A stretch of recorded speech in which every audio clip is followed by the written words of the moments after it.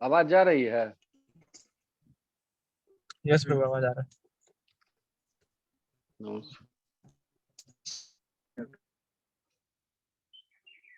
हरे कृष्णा। दंडवत प्रणाम प्रभु जी। आज हम अध्याय 1 के 43वां 43 श्लोक के बारे में बात करेंगे। उससे पहले गुरु वंदना कर ले।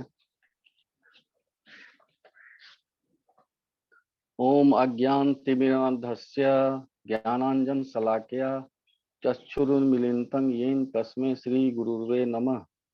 श्री चैतन्य मनोभीष्टं स्थापितं येन भूतले स्वयं रूपः कदा मह्यं ददाति स्वपदान्तिकम्। वन्देऽहं श्रीगुरो श्रीयुतपदकमलं श्रीगुरून् वैष्णवांश्च श्रीरूपसागरजातं सहगण रघुनाथान्वितान् तं सजीवं साद्वैतं सावधूतं परिजन सहितं कृष्ण चैतन्य देवं श्री राधा कृष्ण पादान सहगण ललिता श्री विशाखान्वितांश्च। हे कृष्ण करुणा सिंधो दीन बंधो जगतपते गोपेश गोपिका कांत राधा कांत नमस्ते। तप्त कांचन गौरांगी राधे वृंदावनेश्वरी वृषभानुसुते देवी प्रणमामि हरिप्रिय। वाञ्छकल्पतरुभ्यश्च कृपा सिन्धुभ्येव च पतितानां पावनेभ्यो वैष्णवेभ्यो नमो नमः। श्री कृष्ण चैतन्य प्रभु नित्यानंद श्री अद्वैत गदाधर श्री वासादि गौर भक्त बिंद। हरे कृष्ण कृष्ण कृष्ण हरे हरे हरे राम राम राम हरे हरे।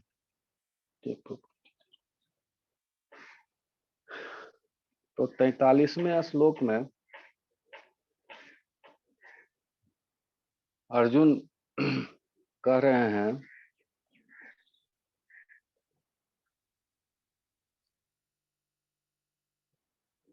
उत्सन्न कुल धर्मानाम मनुष्यानाम जनार्दन नरके नियतम वासः भवति इति अनुश्रुतम्। उत्सन्न विनष्ट कुल धर्मानाम पारिवारिक परंपरा वाले मनुष्यानाम मनुष्यों का जनार्दन हे कृष्ण नरके नरक में नियतम सदैव वासः निवास भवति होता है इति इस प्रकार अनुश्रुतम् गुरु परंपरा से मैंने सुना है। इसका अर्थ है हे प्रजापालक कृष्ण, मैंने गुरु परंपरा से सुना है कि जो लोग कुल धर्म का विनाश करते हैं वे सदैव नरक में वास करते हैं। प्रभुपाद जी इसका तात्पर्य समझा रहे हैं। अर्जुन अपने तर्कों को अपने निजी अनुभव पर न आधारित करके आचार्यों से जो सुन रखा है उस पर आधारित करता है। वास्तविक ज्ञान प्राप्त करने की यही विधि है। जिस व्यक्ति ने पहले से ज्ञान प्राप्त कर रखा है उस व्यक्ति की सहायता के बिना कोई भी वास्तविक ज्ञान तक नहीं पहुंच सकता। वर्णाश्रम धर्म की एक पद्धति के अनुसार मृत्यु के पूर्व मनुष्य को पाप कर्मों के लिए प्रायश्चित करना होता है। जो पापात्मा है उसे इस विधि का अवश्य उपयोग करना चाहिए। ऐसा किए बिना मनुष्य निश्चित रूप से नरक भेजा जाएगा। यहाँ उसे अपने पाप कर्मों के लिए कष्टमय जीवन बिताना होगा। इस श्लोक में भी ये अर्जुन समझा रहे हैं। जो अर्जुन जो बात भगवान श्री कृष्ण से कह रहे हैं उसका तर्क यही है। जो मोटा मोटी वो अभी भी चाह रहे हैं कि जो हम युद्ध नहीं करें, और इसके फेवर में वो बहुत सा तर्क दे रहे हैं। और वो तर्क वो अपने निजी अनुभव या अपने से नहीं कह रहे हैं। अब भगवान कृष्ण को वो समझाते हैं कि शास्त्रानुगत, शास्त्र के अनुसार जो बात है उसके अनुसार वो युद्ध करने से कतरा रहे हैं। तो इसमें एक दो तीन पॉइंट है। इसमें पहला पॉइंट है जो वास्तविक ज्ञान क्या है। इसमें गुरु परंपरा वाले ज्ञान को वास्तविक ज्ञान कहा गया है। जो ज्ञान गुरु परंपरा के द्वारा प्राप्त किया गया है, शास्त्रों में जो बात लिखा गया है और उस बात को गुरु परंपरा के द्वारा हमको समझाया गया।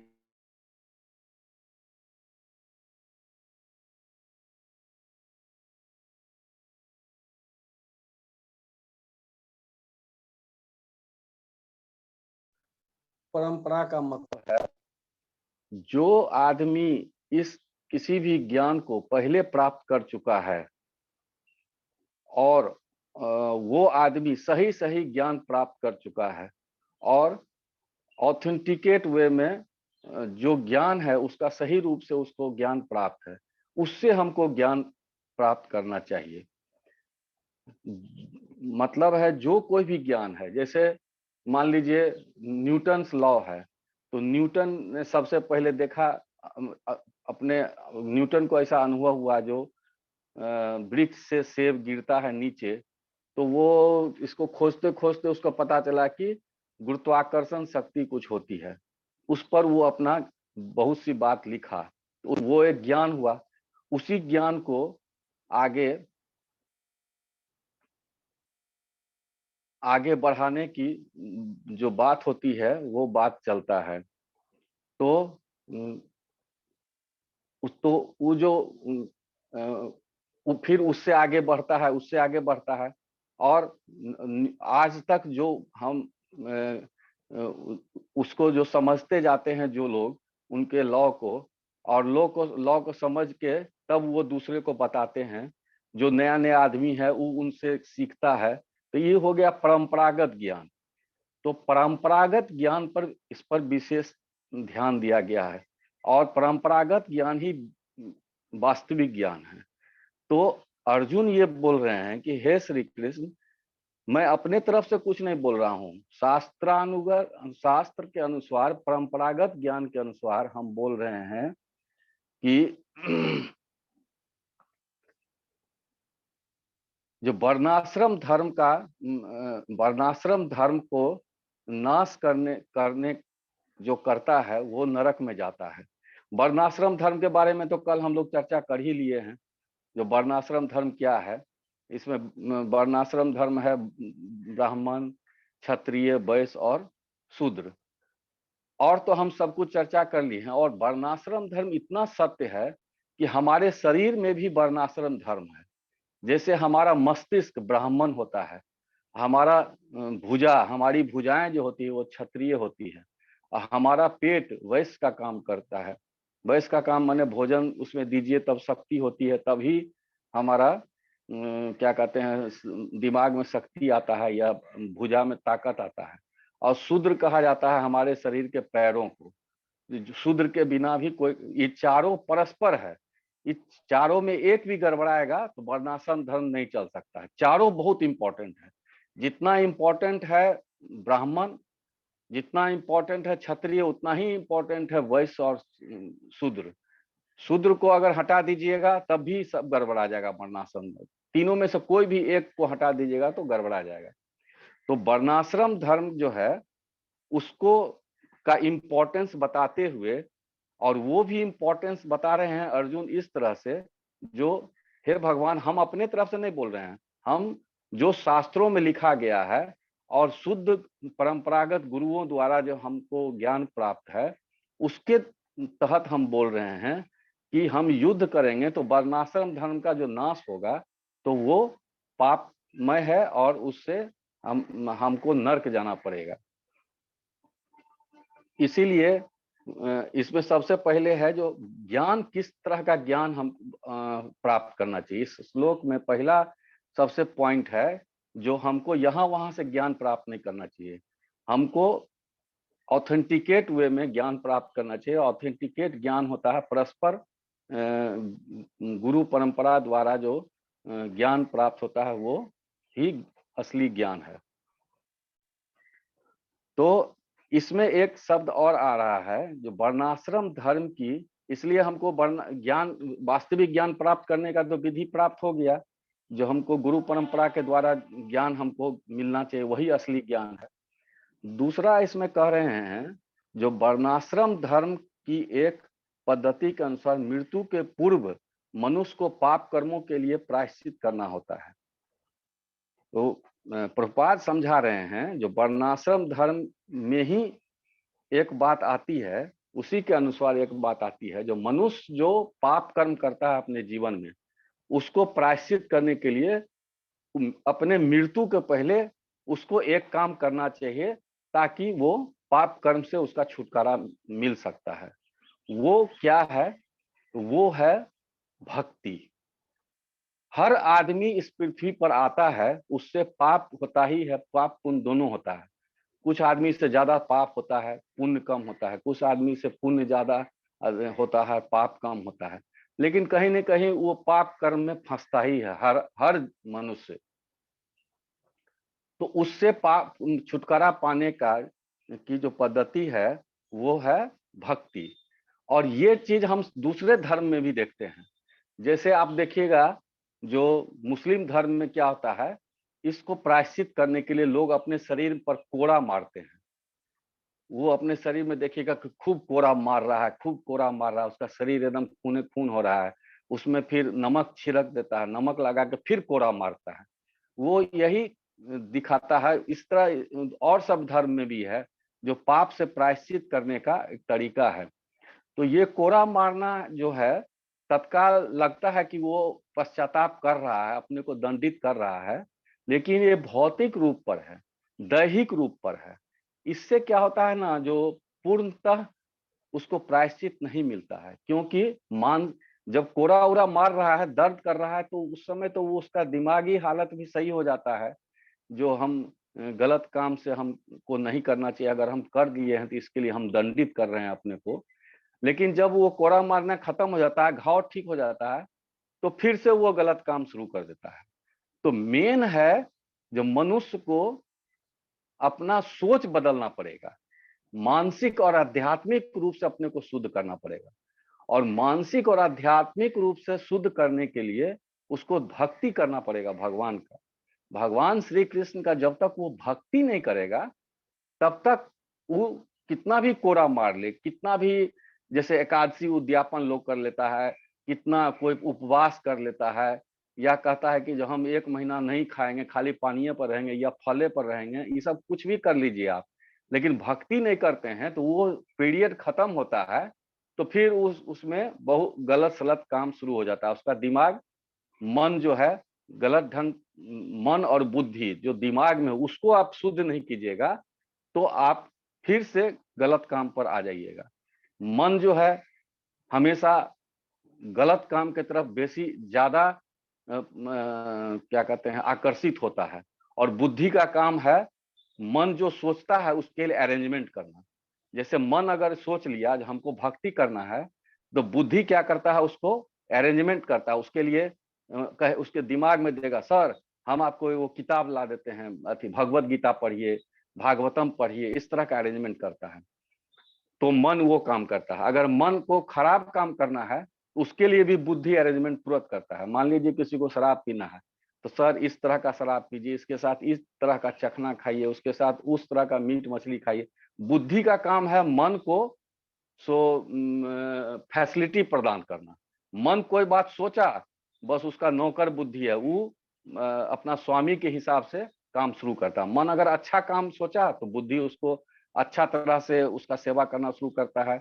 खराब काम के बारे में सोचा तो तो मन बुद्धि, मन को पहले शुद्ध करना है। तो मन बुद्धि तभी शुद्ध होगा जब हम भक्ति करेंगे। भगवान की जब शुद्ध रूप से भक्ति करता है लोग, भक्ति में भी लोग भटक जाता है, भक्ति में भी लोग मिसगाइड हो जाता है। बहुत तरह का भक्ति दुनिया में परोसा हुआ है। लोग कहेगा इस तरह से कीजिए भक्ति, उस तरह से कीजिए, लेकिन लोग उसमें फंस जाता है। यहाँ पर फिर परंपरागत ज्ञान की आवश्यकता आती है। जब भक्ति किस तरह का किया जाए, तो भक्ति किस तरह का किया जाए, इसके लिए हमको शास्त्र में जो लिखा हुआ है, एक्चुअल जो पुराने शास्त्रों में जो बात लिखा हुआ है, और उस शास्त्र का जो ज्ञान है परंपरागत, शुद्ध परंपरागत गुरुओं द्वारा, ऐसे वैसे गुरु द्वारा नहीं, जो अपने मन से अपने जानते हैं। बहुत सा गुरु ऐसा होता है जो शास्त्र में जो बात लिखा उसको भी समझता है, लेकिन अपना लीडरशिप कायम करने के लिए उसमें फेंट फाट करके और अपना वर्चस्व करने के लिए जो हम कुछ नया दे रहे हैं, वो उस तरह से बताता है। आम आदमी क्या करता है, शास्त्र तो पढ़ता नहीं है, लेकिन वो फंस जाता है। क्योंकि जो आदमी शास्त्र पढ़ के, शास्त्र पढ़ के और उसको गलत ढंग से रिप्रेजेंट करता है, तो वो बहुत तरह तरह का बात बोलता है, शास्त्र में ये लिखा हुआ वो लिखा हुआ, तो जनरल आदमी भरमा जाता है, अरे तोड़ी इसको तो बहुत ज्ञान है, इस हमको तो कुछ बुझले नहीं है, इसको बहुत ज्ञान है, इसका बात मान के मिसगाइड हो जाता है। तो उसमें ये ध्यान देना चाहिए जो शास्त्र में सही सही क्या लिखा हुआ है और गुरु वही चीज बता रहे हैं कि नहीं, सो हमको चेक करना पड़ेगा। तो इसके लिए हमको भी शास्त्र थोड़ा पढ़ना पड़ेगा, और तभी हम चेक कर पाएंगे जो गुरु हमको किस तरह से बता रहे हैं, परंपरागत वे से सही ढंग से बता रहे हैं कि परंपरागत वे में हम लोग को फंसा के गलत ढंग से बता रहे हैं। ये चेक करने के लिए आदमी को स्वयं भी थोड़ा मेहनत करना पड़ेगा और शास्त्र को थोड़ा पढ़ना पड़ेगा। तो इसी में अर्जुन कह रहे हैं, तो उसी में है जो मन और मन को शुद्ध करने के लिए, जो हम फिर पाप नहीं करें, इसके लिए भक्ति की आवश्यकता है।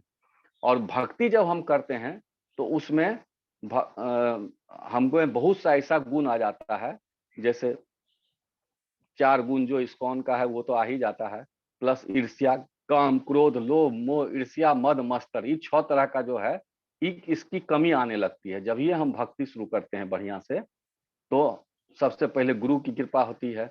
और गुरु की कृपा होती है तो कैसे होती है, आप मेहनत कीजिएगा, जैसे 16 माला कीजिएगा, और और सात्विक भोजन कीजिएगा, सात्विक सोच रखिएगा, धैर्य रखिएगा, विनम्रता रखिएगा, सहनशीलता रखिएगा, और आपका कोई भी कितना भी अपमान करता है तो उसके प्रति रिएक्शन नहीं हो करके न्यूट्रल होकर सोचिएगा, उदासीनता से सोचिएगा। ये सब भक्ति में आता है और ये सब गुरु बताते हैं।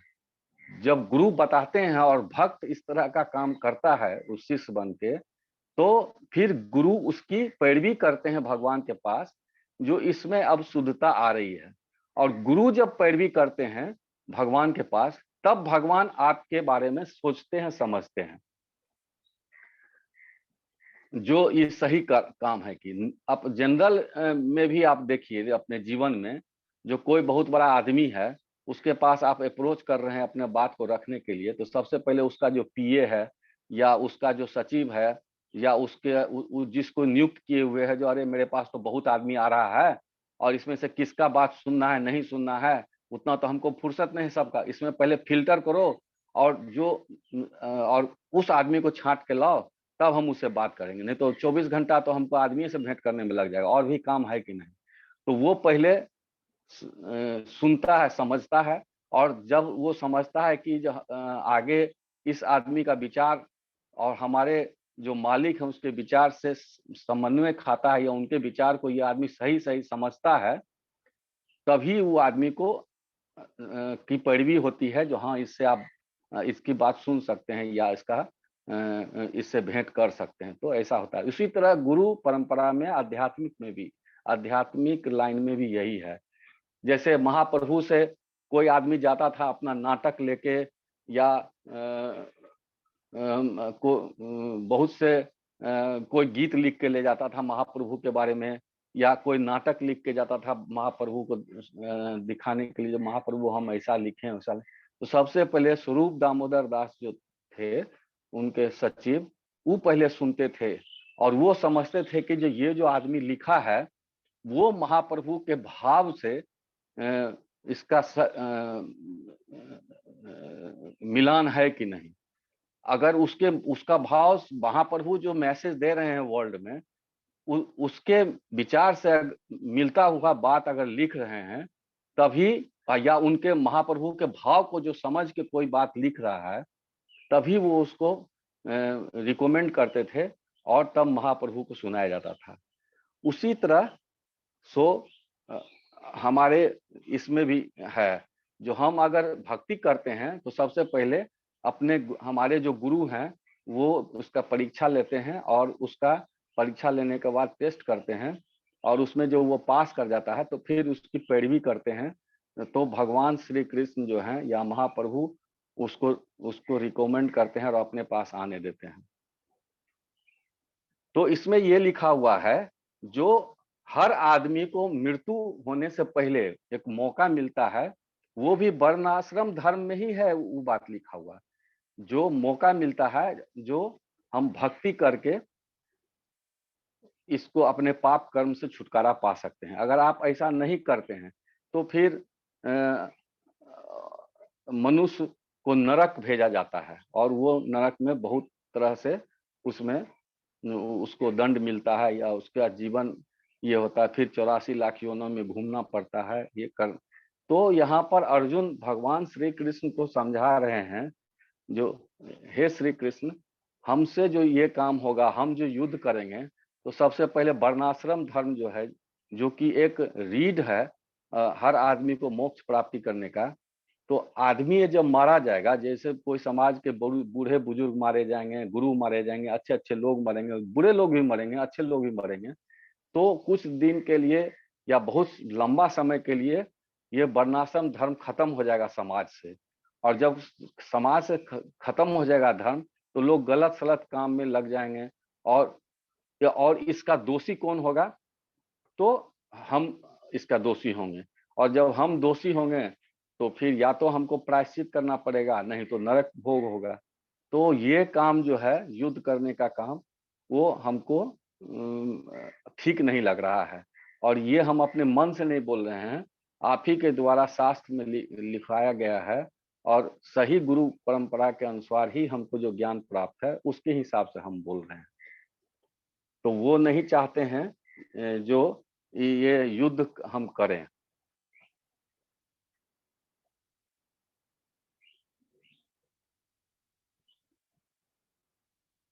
तो इसमें जो है हमको यही बात लग रहा है, इससे ज्यादा हमको समझ में नहीं आ रहा है जो और कुछ बोला जाए। हमको जो समझ में आ रहा है छोटे बुद्धि के अनुसार, तो इस श्लोक में यही बोला जा रहा है। सबसे पहला पॉइंट है जो वास्तविक ज्ञान प्राप्त करना। दूसरा पॉइंट है जब वर्णाश्रम धर्म के अनुसार हमको पाप कर्म से कैसे छुटकारा पाया जाए वो करना। और तीसरा काम है जो हम नरक जाने से कैसे बच सकते हैं।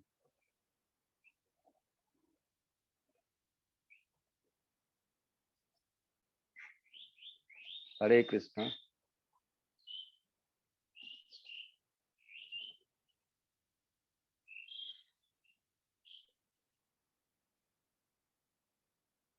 हरे कृष्ण। हरे कृष्णा। बहुत अच्छा रमेश को आपने बहुत सुंदर तरीके से बताया। हरे कृष्णा। कैसे वर्णाश्रम हरे जो है कृष्ण। हमारे शरीर में भी है। हम लोग का मस्तिष्क जो है ब्राह्मण का कार्य करता है और हमारी जो बाहें हैं वो क्षत्रिय कार्य करती है। हमारा पेट वैसे काम करता है और हमारा जो है पैर शूद्र का। और चारों इम्पोर्टेंट है। जब लोगों को सही से जानकारी नहीं होती तो वो लोग भेदभाव करते हैं कि सर ज्यादा इम्पोर्टेंट है पैर से, क्योंकि सबकी जरूरत है। अगर एक भी नहीं रहेगा तो समाज कमजोर हो जाए। भगवान के द्वारा बनाया गया है सही से संचालन कर। जैसे घर में किसी को सेवा मिली है, भगवान ने घर के ऐसे निर्माण किया है कि घर में घर के अंदर के कार्यों के लिए स्त्री को बनाया है, भगवान ने ज्यादा निपुण बनाया है। और बाहर की दुनिया के कार्यों के लिए भगवान ने पुरुषों को ज्यादा बुद्धि दी। तो इसमें कोई ऊपर नीचे नहीं है कि पुरुष ज्यादा बड़ा है स्त्री कम बड़ी है।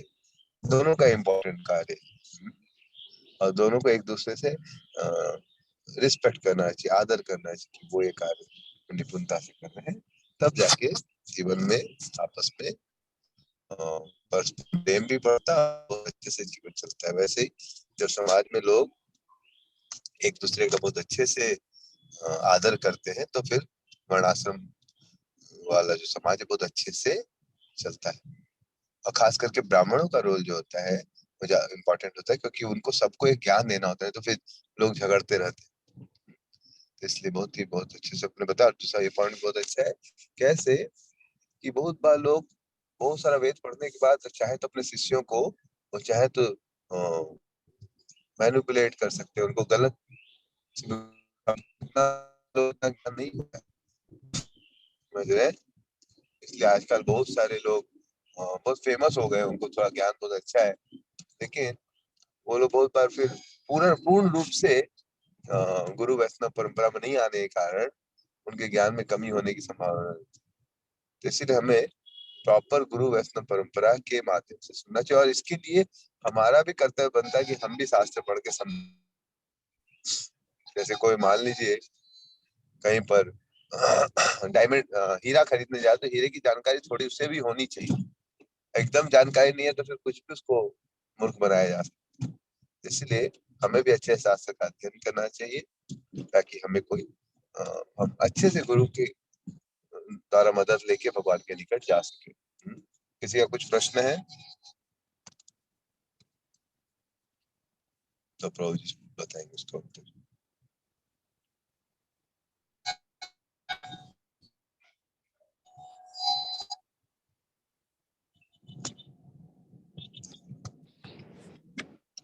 हरे कृष्णा प्रभु ठीक है, जी, तो हम लोग दंडवत हाँ। यस, एक क्वेश्चन था, मतलब बोल रहे थे कि अगर कोई इंसान भक्ति करता है तो उसका पाप मतलब खत्म हो जाता है क्या भक्ति से? हाँ, इसमें ये है, जो कोई भी आदमी भक्ति करता है तो पाप खत्म नहीं होता है। आपका जो हर काम में ऊर्जा का क्रिएशन होता है। आप कोई भी एक्टिविटी कीजिएगा तो एक तरह का ऊर्जा का उत्सर्जन होता है, और वो ऊर्जा कॉस्मेटिक या आध्यात्मिक या कहिए कि ब्रह्मांड में उसका जैसे रिकॉर्ड होता है ना, उसी तरह रिकॉर्ड हो जाता है उसका, तो वो असर करेगा ही आप पर। तो लेकिन क्या होता है, जैसे भगवान क्या करते हैं अपने भक्तों को, इसमें एक उदाहरण हम लोग ले सकते हैं इनका, क्या नाम है उनका, जो अंत में मरते के समय में विष्णु नारायण नारायण बोले, तो वो अंत में नारायण नाम अजामिल लेके बोले। अजामिल हाँ, अजामिल का हम ले सकते हैं, जो भर जिंदगी वो पहले पूर्व जन्म में बहुत बड़ा भक्त था, तो इस जन्म में बहुत शुद्ध ब्राह्मण था, लेकिन जब नवयुवक हुआ वो तो भ्रष्ट हो गया और गलत सब काम में आ गया। लेकिन भगवान का ये देखिए संयोग है, जो वो गलत काम करके और एक वेश्या के साथ शादी करके बच्चा पैदा किया, लेकिन पूर्व जन्म के ये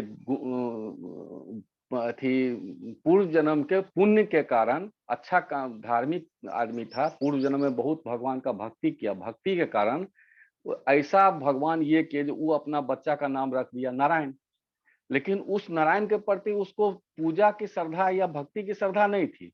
वो नारायण खाली बेटा का नाम रख दिया, वो बेटा इतना प्यारा था कि हरदम नारायण नारायण करता है, और मरते समय भी अपनी पत्नी या किसी का नाम नहीं लिया, वो सबसे प्रिय आदमी का नाम लिया जो कि नारायण उसका बच्चा था, और नारायण बोलते हुए मर गया। तो नारायण बोलते हुए मर गया, लेकिन पाप कर्म तो किया। उसका कहानी है, जो पाप कर्म करने के यमराज आया, उस यमराज के लोग आए उसको ले जाने के लिए, लेकिन चूंकि नारायण बोल दिया वो, तो वैकुंठ धाम से भी आए नारायण, नारायण के देवदूत सब उनको ले जाने के लिए, और वो नारायण के देवदूत उनको ले गया यह कह के, ये अंत में तो नारायण बोल दिया। तो इसमें हमको लगता है कि आज उनका बहुत सा पाप कर्म तो खत्म किया गया, तब ना वैकुंठ ले गया उनको। उसी तरह जब हम पाप कर्म करते हैं लेकिन अच्छी भक्ति करते हैं, तो भगवान आपके पाप कर्मों का सारा क्रिया जो है, उसका फल जो है अपने ऊपर ले लेते हैं। और भगवान को तो ये क्या कहते हैं, पावर है जो आपका पाप कर्म को खत्म करने के लिए, जैसे कोई पाप कर्म करता है और जेल चला जाता है, उसको क्या कहते हैं, जीवन प्रयत्न कारावास हो जाता है। लेकिन कभी राष्ट्रपति और प्राइम मिनिस्टर, मान लीजिए 14 बरस या 15 बरस या 18 बरस का उसको कारावास हुआ, लाइफ लॉन्ग इम्प्रिजमेंट, तो कभी कभी किसी साल राष्ट्रपति या प्रधानमंत्री जेल में जाते हैं तो वो पूछते हैं जो इसमें कौन का आदमी सबका रिकॉर्ड कैसा है, तो लोग बोला जाता है जो नहीं ये फलना तो आया था बहुत पाप कर्म करके, लेकिन अब इसका रिकॉर्ड अच्छा है और ये अच्छा काम कर रहा है। तो देखिए जेल का ये मतलब नहीं है जो फांसी दे दिया जाए, जेल का मतलब है सुधार गृह।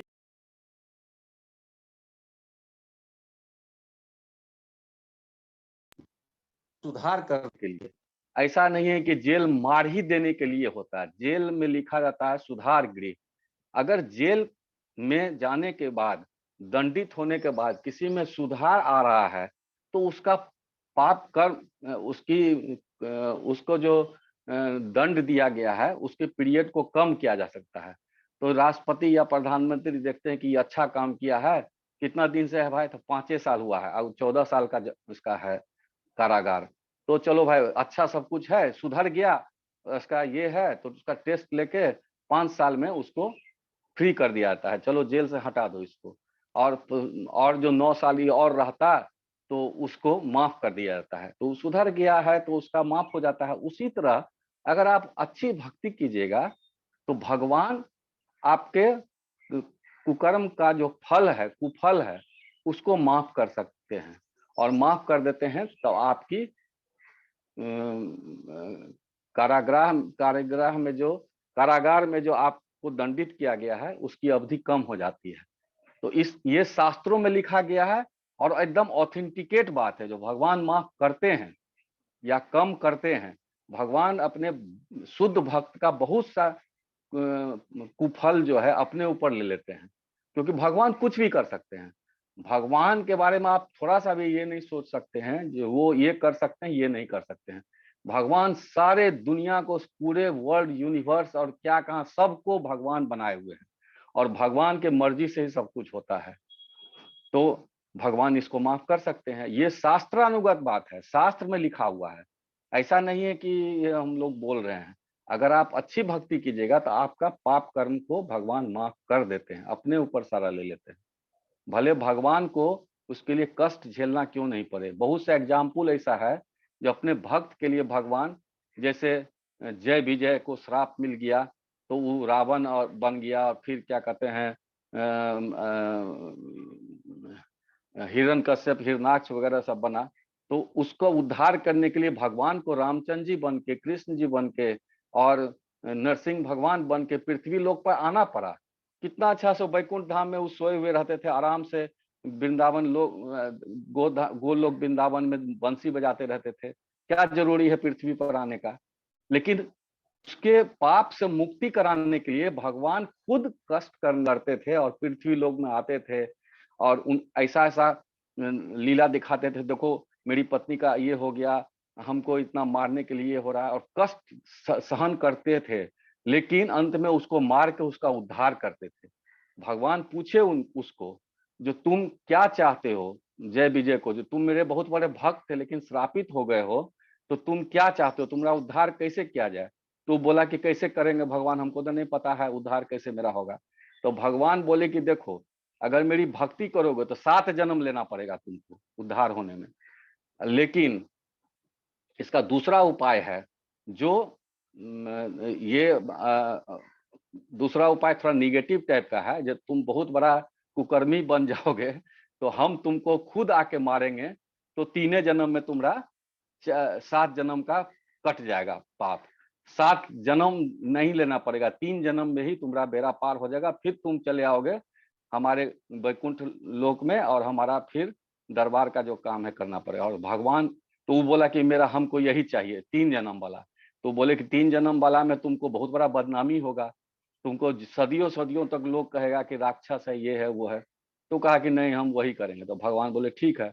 तो भगवान फिर उसको आए मारे और 3 जन्म में ही उसका बेड़ा पार हो गया और उसके बाद चला गया, नहीं तो उसको 7 जन्म लगता। तो भगवान के पास कुछ भी, भगवान कुछ भी कर सकते हैं। तो आप अगर अच्छी भक्ति कीजिएगा तो आपके पाप कर्म को भगवान अपने ऊपर लेके कहीं न कहीं तो उस ऊर्जा का ट्रांसफर हो, ऊर्जा विनष्ट नहीं होता है, ऊर्जा हरदम ट्रांसफर होता है। तो जो पाप कर्म करने से जो ऊर्जा उत्सर्जित हुआ है, भगवान उसको ट्रांसफर करके अपने ऊपर लेके और लेकिन आपको बचा लेंगे। इसीलिए भक्ति एकदम जरूरी है, और भक्ति ही सबसे बड़ा, दूसरा कोई उपाय नहीं।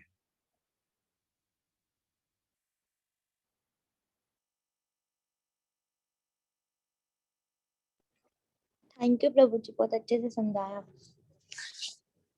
हरे कृष्ण, धन्यवाद। हरे कृष्ण। ठीक है, हरे कृष्णा। थैंक यू रमेश को, हरि बोल। हरे कृष्ण प्रभु जी, आशीर्वाद दीजिए प्रभु जी, गलती सलती माफ कीजिए, आप ही के आपने इतना कृपा सुंदर से। तरीके से जानते, आप इतना बहुत सुंदर लगता है हम सुंदर अपने तरीके से प्रीति कुछ नहीं कर उदाहरण से और पाते हैं, प्रैक्टिस से। आप आशीर्वाद देते हैं तो 4 शब्द बोल पाते हैं मात्र। आप आशीर्वाद दीजिए तो और मैं अच्छा आपसे से ही आशीर्वाद बोलेंगे। लेता हूं। बहुत सुंदर समझाते हैं आप। हरे कृष्णा।